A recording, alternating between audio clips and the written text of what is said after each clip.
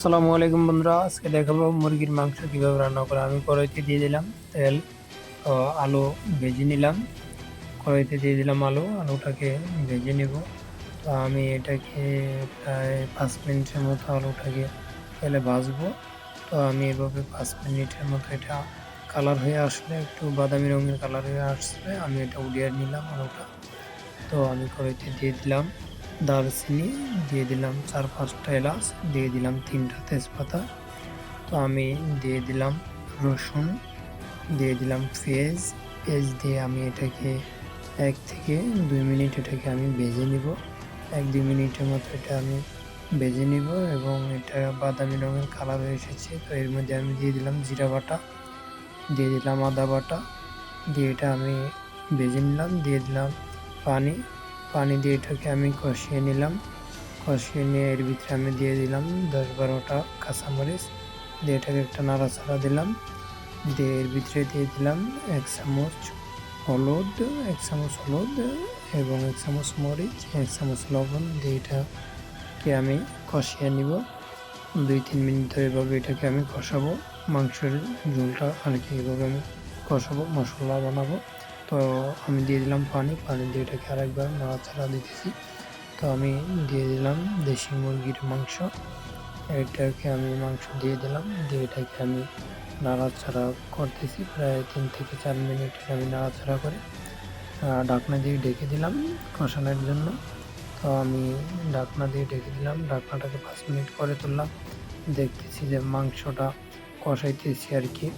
তো এভাবে মাংসটাকে প্রায় আধা ঘন্টা ধরে কষাইতে হবে, মানে 30 মিনিট, প্রায় 30 মিনিট ধরে আমি এটাকে কষিয়ে নিব। তো এটাকে আবারও ঢাকনা দিয়ে ঢেকে দিলাম, ঢাকনা দিয়ে ঢেকে ঢাকনাটাকে 2 মিনিট পরে তুললাম।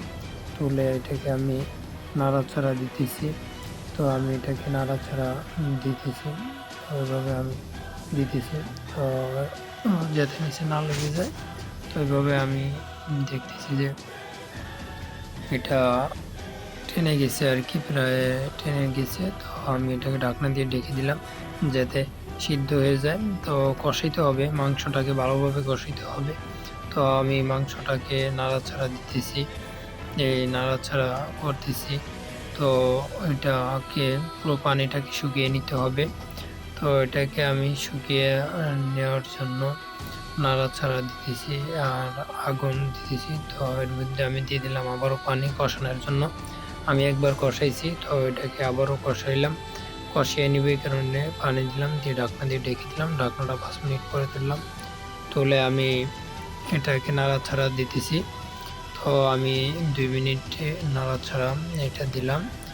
দিয়ে এটাকে আমি আবারও ঢাকনা দিয়ে ঢেকে দিলাম, কারণ দেশি মুরগির মাংস খুব শক্ত হয়, এটাকে সিদ্ধ করার জন্য মানে ভালোভাবে সিদ্ধ করতে হবে।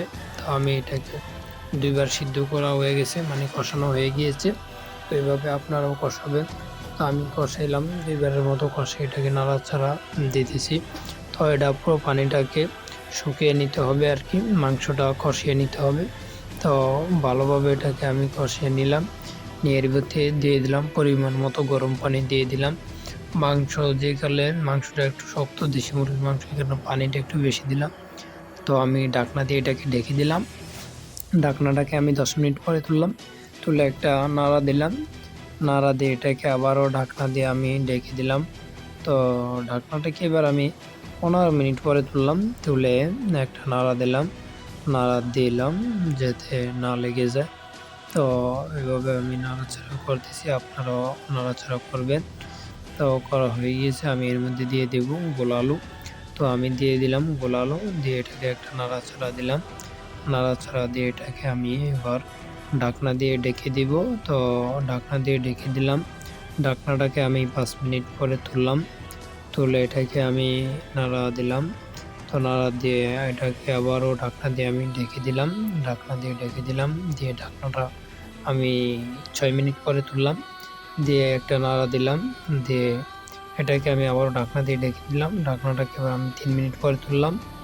তুলে দেখতেছি যে আমার রান্না প্রায় শেষের দিকে। তো আমি আবারও ঢাকনা দিয়ে ঢেকে দিলাম, ঢাকনাটাকে আমি 2 মিনিট পরে তুললাম। তুলে দেখলাম যে আমার রান্না প্রায় শেষের দিকে।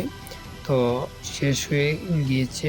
তো এভাবে আপনারাও মুরগির মাংস রান্না করবেন। তো আমি এভাবে দেখতেছি যে রান্না শেষের দিকে আর কি, রান্না শেষ হয়ে গিয়েছে। উপরে দিয়ে দেবো আমি জিরা গুঁড়ো এবং দিয়ে দিলাম জিরা গুঁড়ো, এলাচ গুঁড়ো